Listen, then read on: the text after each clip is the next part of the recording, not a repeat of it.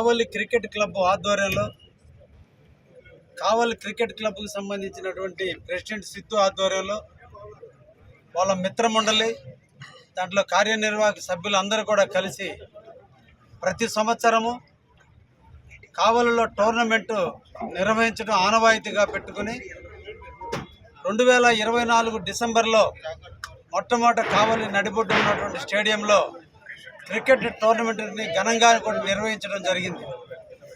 రెండో విడత ఈ సంవత్సరం దాదాపు 120 టీంలు దీంట్లో పాల్గొనేదానికి అప్లై చేస్తే వీళ్ళు ఫిల్టర్ చేసి 80 టీముల్ని సెలెక్ట్ చేయడం జరిగింది. ఈ 80 టీములు ఈ రోజు నుంచి వచ్చే నెల 18వ తేదీ వరకు దాదాపు 20 రోజుల పాటు 80 టీములు లీగ్ మ్యాచ్ల రూపంలో ఆడించి ఫైనల్గా 18వ తేదీ జనవరి 18వ తేదీన అందరికీ బహుమతులు ఇచ్చేటువంటి కార్యక్రమానికి శ్రీకారం చుట్టారు నిర్వాహకులు. కావలి నియోజకవర్గంలో ఉన్నటువంటి 4 మండలాలు, జలదింగ మండలము, కావలి పట్టణము కలిపి ఈ రోజున 80 టీములతో ఈరోజు ఇక్కడ కోలాహలంగా ప్రారంభించడం జరిగింది.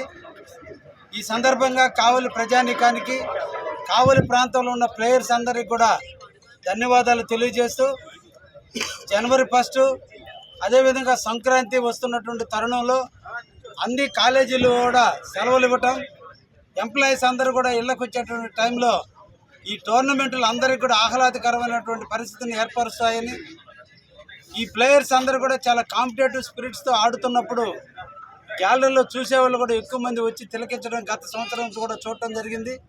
ఇది అందరికీ కూడా ఆనందాన్ని ఇచ్చేటువంటి కార్యక్రమం. తప్పకుండా కావలి పట్టణంలో ప్రజలందరూ కూడా దీన్ని తిలకించాలని కూడా ఈ సందర్భంగా కోరుకుంటూ ఈ రోజున మన రాష్ట్ర ముఖ్యమంత్రి వర్యులు శ్రీ నారా చంద్రబాబు నాయుడు గారు, అదేవిధంగా రాష్ట్ర కాబోయేటువంటి భవిష్యత్తు నాయకుడు అయినటువంటి శ్రీ నారా లోకేష్ బాబు గారి ఆలోచనలతో కావలి పట్టణంలో ఉన్నటువంటి స్టేడియాన్ని అభివృద్ధి చేసే దిశగా ఈరోజు అడుగులు వేయడం జరుగుతుంది. ముఖ్యంగా గతంలో ఇక్కడ ఏర్పాటు చేసినటువంటి ఈ బిల్డింగులన్నీ కూడా నిరుపయోగం అయిపోతే మళ్ళా ఈ మంచి ప్రభుత్వం శ్రీ నారా చంద్రబాబు గారు ముఖ్యమంత్రి అయిన తర్వాత వారి దృష్టికి తీసుకెళ్లటం, దానికి సంబంధించినటువంటి మంత్రివర్యులైనటువంటి రాంప్రసాద్ రెడ్డి గారిని స్టేడియంలో వచ్చి తిలకించేటట్టు చేయటం, శాప్ అధ్యక్షుడు రవినాయుడు రావటం, ఇవన్నీ జరిగిన పరిమిళ ఈ రోజున స్టేడియానికి 2,83,00,000 రూపాయల నిధులు మళ్ళా వెచ్చించడం జరిగింది. దానికి సంబంధించినటువంటి టెండర్లు కూడా పిలవటం జరిగింది.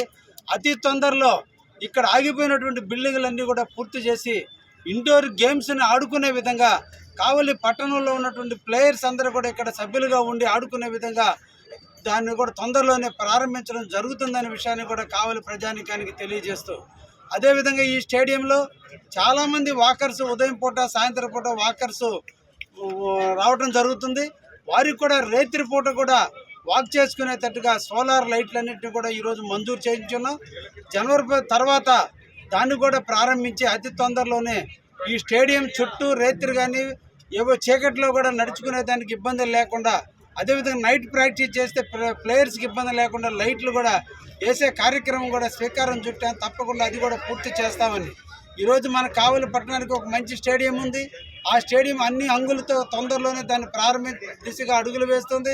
కాబట్టి కావలి ప్రజలు, కావలిలో ఉన్నటువంటి ప్లేయర్స్ అందరూ కూడా ఈ స్టేడియంను సద్వినియోగం చేసుకొని కావలి ఖ్యాతిని ప్రపంచానికి నలుమూలలా విస్తరించే విధంగా మీ ఆటలతో మీరు మంచి ప్రైజులు తెచ్చుకొని కావలి యొక్క కీర్తి పతాకాన్ని ఎగరేయాలని ఈ సందర్భంగా కావలిలో ఉన్నటువంటి ప్లేయర్స్ అందరికి కూడా తెలియజేస్తూ, గెలిసే కొద్దీ వదగటం, గెలిసే కొద్దీ మనిషిలో ఓర్పును పెంచుకుంటూ మీరందరూ కూడా ఎదగాలని, మీకు జన్మించిన తల్లిదండ్రులు, మీ గురువు పాఠాలు నేర్పినటువంటి మీ ప్లేయర్గా ఉన్నటువంటి మీ కోచ్లకి మంచి పేరు తెచ్చే విధంగా మీరందరూ కూడా ముందుకు రావాలని సందర్భంగా ప్లేయర్స్ అందరూ కూడా ధన్యవాదాలు తెలియజేస్తున్నాను. Thank you.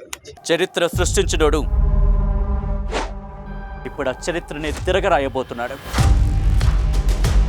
అబద్ధాల గోడల్ని బద్దలు కొట్టి నిజాలను రాగా మీ ముందుంచబోతున్నాడు. నిజమైన వార్తల కోసం వెంటనే డౌన్లోడ్ చేసుకోండి రా యాప్ని.